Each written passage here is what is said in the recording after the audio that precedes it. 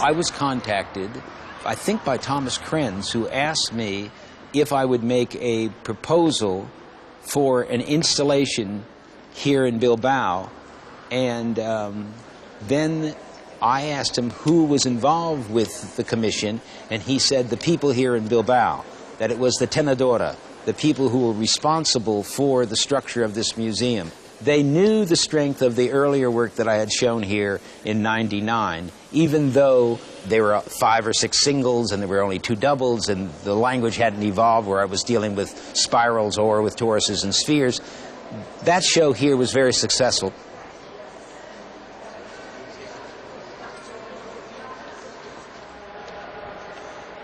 And the plate runs this way and comes here.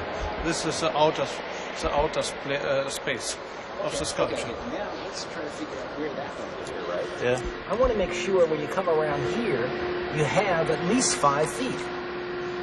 Right now we measured from here to here. Yeah. If we come around here, I hope we have 5 feet. Okay, look, from where we were to that point there is 35 feet. Yeah. Okay, so let's go from that point to there and see where we are. So nochmal die Mitte. Okay, I need the bigger tape, right? This is the middle, Richard. And the piece is the maximum size of 14 meters. It is 7 meters from the radius. So it's approximately. Okay, so stay right there, sir. So it runs about this way.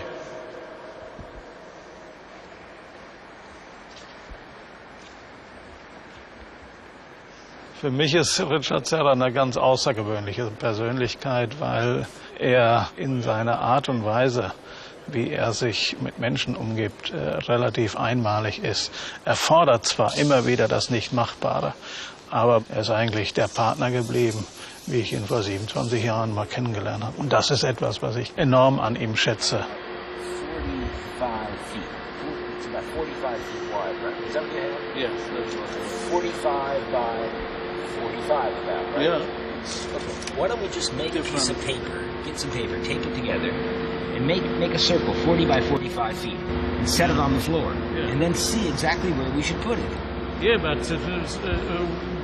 what have we done? What will you do with this piece then? Okay, then after we do that, but then we put a piece of tape here, we put a piece of tape here. Yes, that's what we have done. Hold on, but we're not exactly where we should be. Then we take the same piece of paper and we cut it down again and we make this template, and then we move this one in relation to here and see what happens. Because my fear is we're going to set this piece, right? Yeah. We're not going to have enough room here.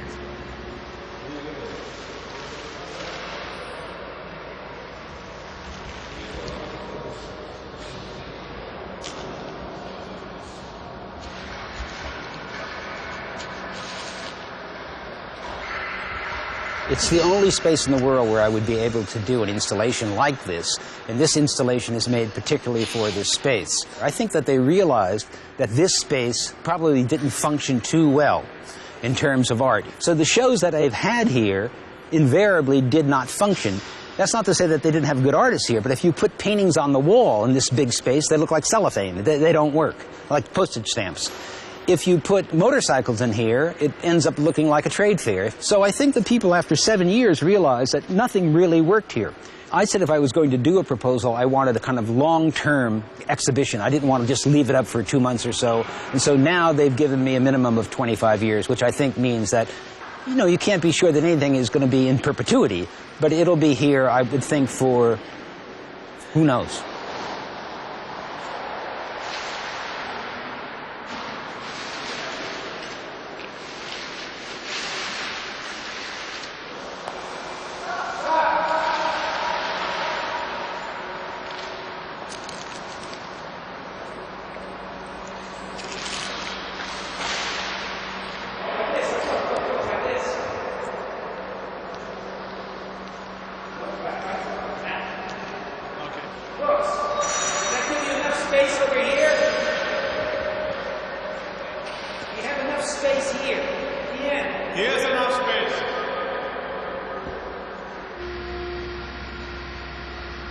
Die Schwierigkeit ist einfach, dass jeder in diesem Bereich, der mit Skulpturen zu tun hat und vor allen Dingen mit Großraumskulpturen, immer wieder an die Grenze geführt wird. Und Richard Serra hat hier eine Anforderung, die wirklich spitze ist. Er macht es durch seine Gedanken möglich, dass man von der technischen Seite her immer wieder in Höhen hinauf katapultiert wird, wo man eigentlich sagt, es ist nicht mehr machbar.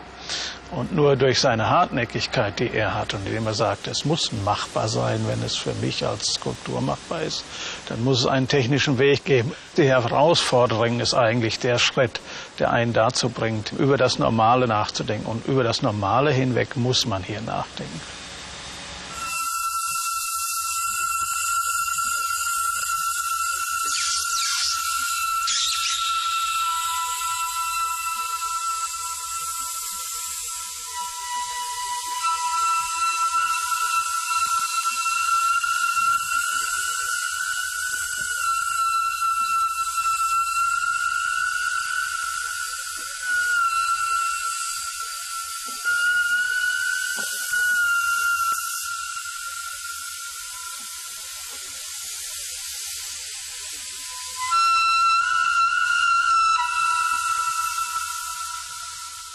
I think with any installation process like this, and this is going to take 6 weeks, you have to keep the crew alert and you have to sustain a kind of concentrated effort. And the crew's quite good. I've worked with them before, and we have an advantage because we worked in this very space in 1999, and we used similar equipment. So the crew knows the space, and they know the job, and they've handled these pieces before. So that gives us a certain advantage. Nevertheless, to work every day, and they're working 6 days a week, 12 hours, it's a long haul, and it tries your patience.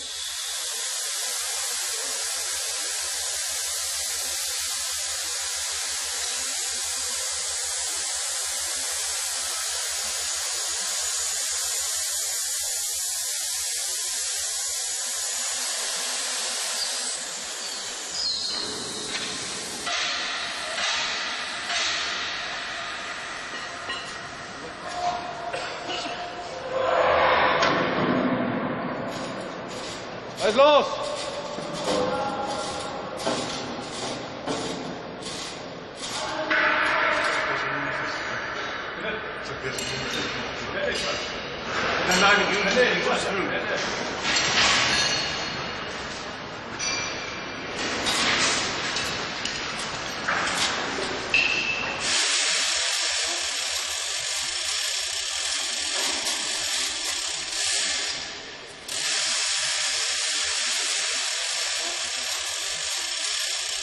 Gib mir noch 10 mm, dann passt er hier oben. Günther, lass du mal ab.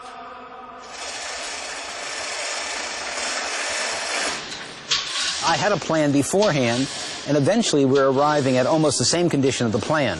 But you don't know that until you're in the space. It's very hard to acknowledge a space or access a space, even if you have complete measurement, until you're in the space itself. I think what you want to do is keep the circulation fluid, so that there's a certain speed in relationship of coming off of one curved surface and moving into the other. So when you exit one vessel, you immediately enter the other vessel, so that the space inside of one piece leads directly to the inside of the other. That means that you have to not only direct the flow, figure out where the openings are, but you have to place the pieces in such a way that they don't interfere with the continuation of the circulation. And you can't get pieces too close together, and you can't move them too far apart. It's not a big adjustment. It's an adjustment of about sometimes a meter and a half.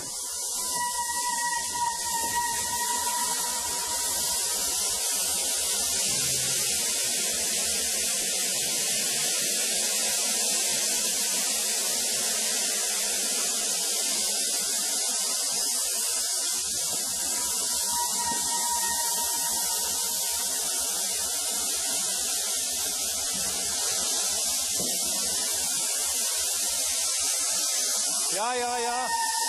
Rüber, rüber. Weiter rüber. Weiter. Weiter. Stopp, wir sind einen Meter davor. Weiter. Stopp.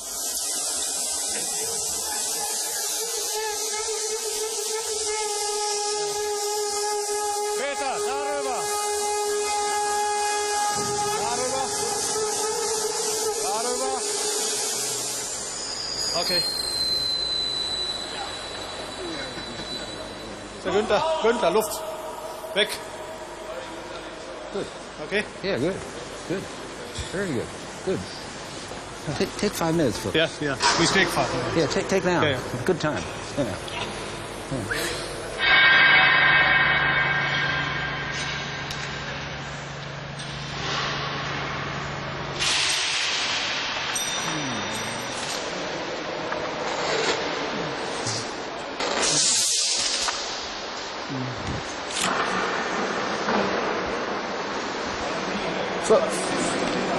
Fuchs.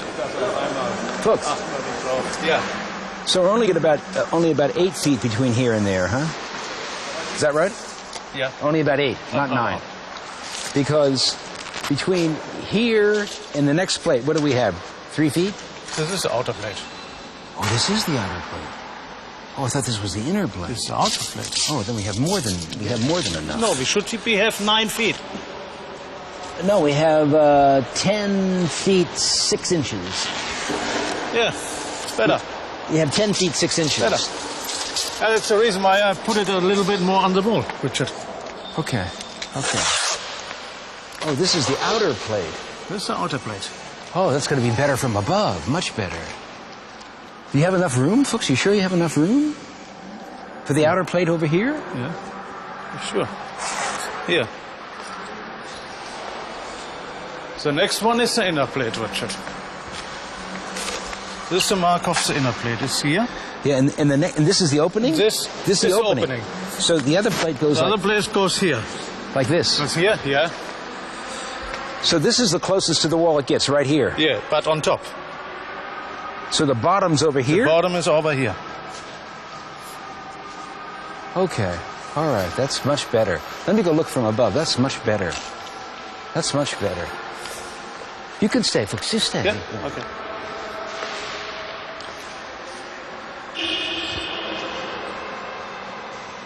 Oh, that's the outer. It's going to come around. We're going to clear it. That's the outer. Okay.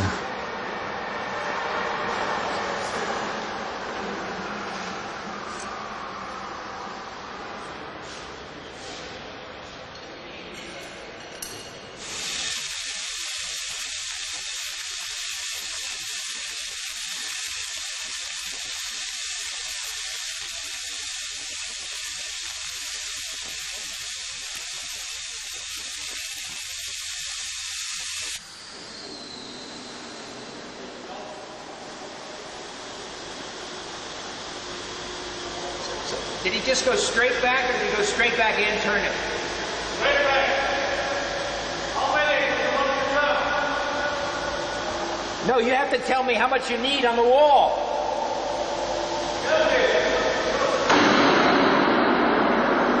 Half a meter.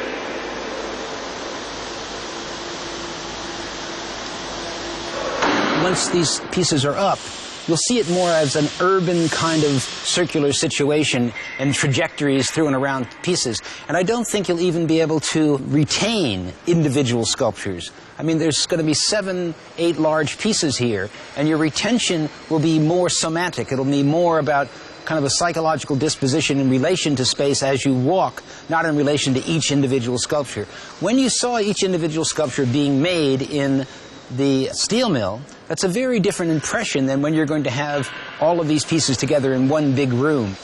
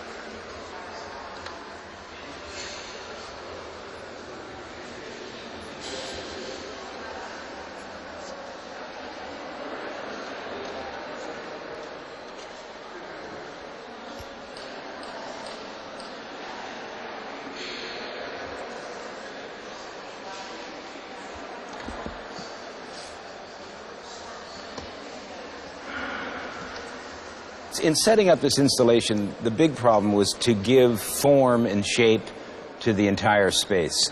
And that was done through placement, through trajectories, through gravitational vectors, through different notions of durations of time and how they spin out from solid to void into each other. Beforehand, we had a logical way of setting these up in relation to the long axis, not in relation to how people would go independently, because people will go where they will. For instance, there are 3 pieces here in the opening as you come through the door that leads into it from the atrium. I think we'll walk to the single piece first, because it really is the key to understanding everything else that's going on here.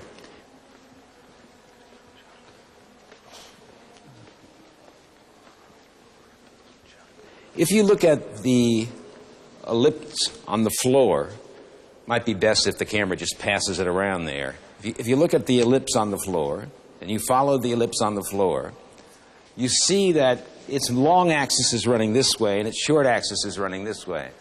If you look at the ellipse in the air, the top of the steel, the long axis is running this way,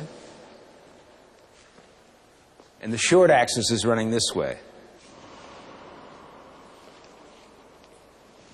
The radius of this form is exactly the same as the radius of these forms. These are identical. There's no change in radius as it turns. This is the basis for understanding all of these pieces.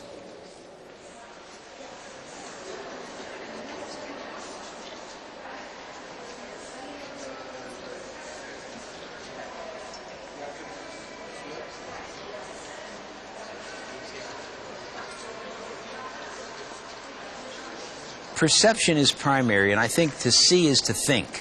What happens in these pieces is that your bodily movement in relationship to your anticipation about what you're going to arrive at and where you're going is kind of brought to an intensification, because you have to pay attention to where you're going and where you've been, and you have to pay attention to how the space shifts in relation to its gravitational vector.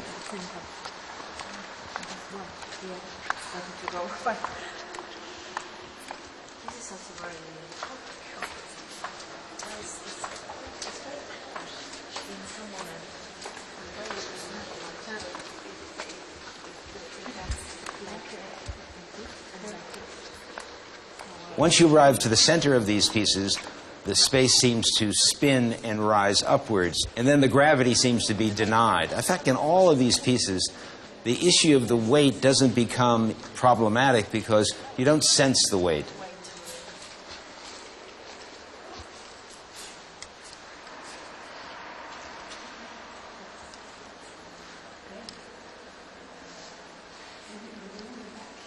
All of these pieces have been placed in relation to each other to triangulate this space, so that you go from open volume, parallel volume, closed volume,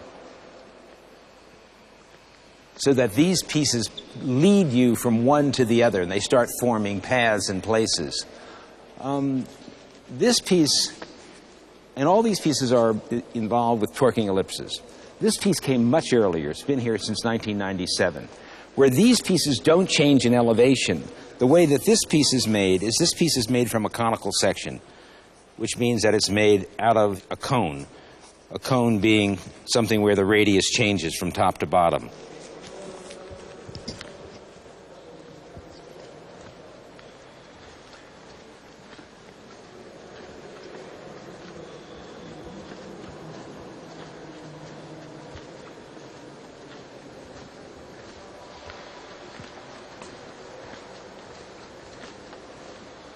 The reason I call the installation The Matter of Time is that if you take modernism, modernism is kind of anti-durational. It's anti-time, in that all of the writing that surrounds modernism has to do with presence. The presence of the viewer looking at the object, or the presence of the viewer looking at the painting. Here, the time is shifted so that the duration of time isn't in the object, but it's in the viewer. So the viewer walks through the snake, or the viewer walks through the spiral, and time is either protracted, elongated, or it's compressed. But each time of each person's experience is personal and private.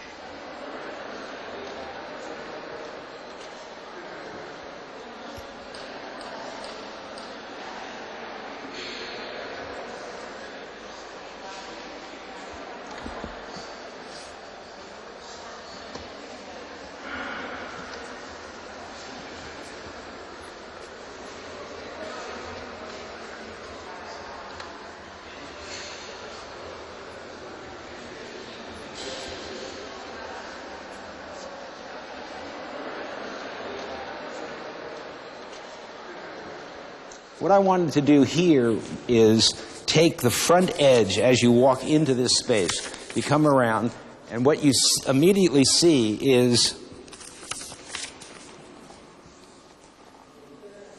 this elevation in relationship to the curvature of this architecture.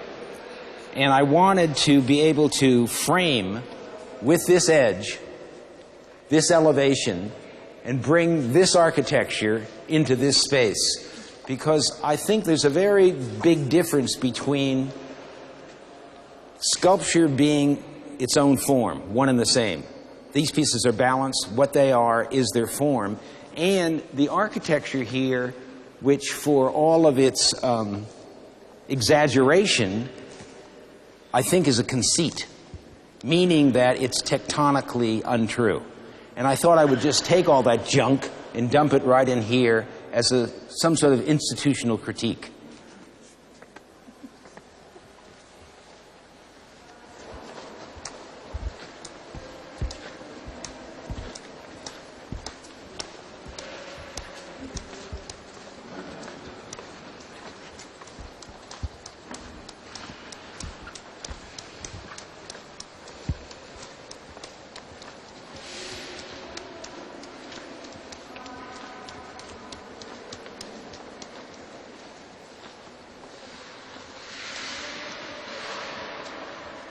There is a moment where you exit this piece having been kind of propelled to deal with the higher elevation, and you exit this piece, and for a moment, if you don't know the museum and you're not familiar with the cues right and left, you don't quite remember where you are. And that doesn't only happen to me, it happens to most people who come here. So this piece has a disorienting effect in terms of your placement and the logic of your direction.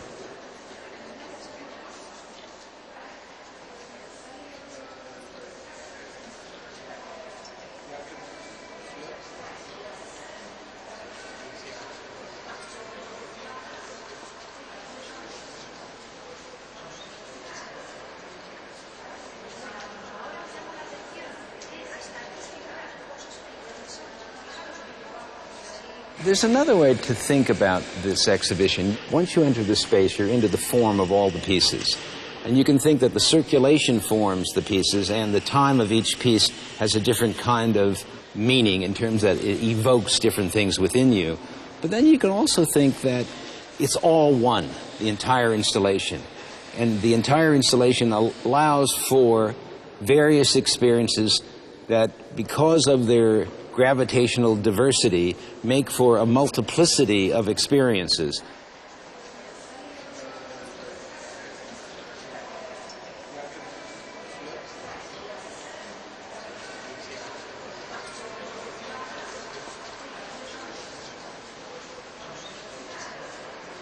I don't expect that people will come here and walk from one work to the other, nor did we set it up in that way. We set it up so that wherever you are, if you shift your direction, you're always within the circulation of the work. You're always contained in a volume between a volume, so that the space always pulls you toward one opening or the other.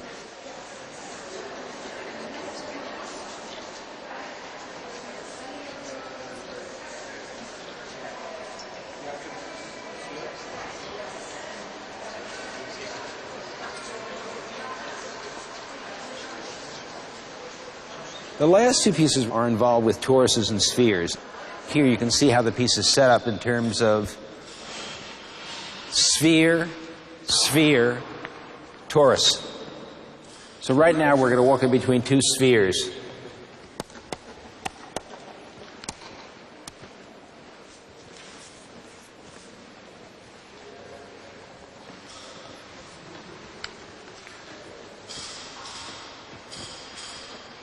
Sphere, torus. Now we're going to walk in between two toruses, and here the sphere joins the torus. Torus, torus.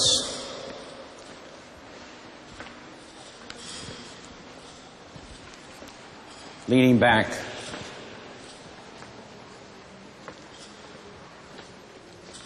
Sphere, sphere, leaning back. At this point, you might think, but I've been in this space before. How is it I'm walking in the same direction and the space is just as long? And you may have some feeling of agitation because you just walked this space before, it's just as long, and how can that be? So you may have some sense of not quite sure if you're walking right or left.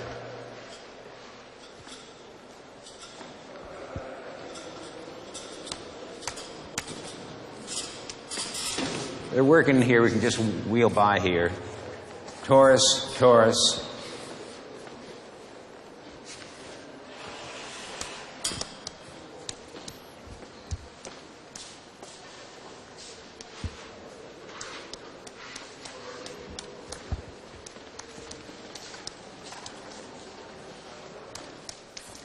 This space would have probably been hard to anticipate from the outside, and it's not like any of the spaces that unfold with the ellipses. Because these pieces are configured with spheres and toruses, and because they all lean in one direction, there's a compression of this internal space. And because you've walked it, you know it's layered on both sides. So you feel that somehow you've reached a core merely by walking pretty much in a very slow arced line between spheres and spheres, or toruses and toruses, and spheres and spheres, and toruses and toruses, to the point where the singularity and the rhythm of it and the repetition of it become kind of ingrained in your memory and your anticipation, which is very different than the spirals, because in the spirals you're not quite sure what's going to unfold. Here, the logic of the structure sets you up for the repetition, but it doesn't set you up to understand that it's going to unfold into a connection of the two, which then makes a space that shapes the elevation.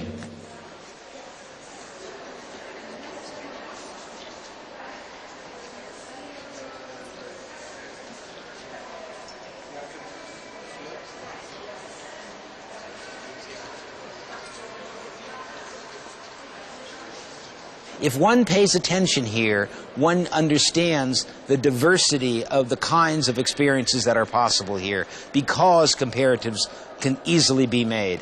There are very, very different potentials open to how you relate to space, what feelings are evoked, what you want to avoid, what is open to you, what brings you pleasure, what causes you anxiety.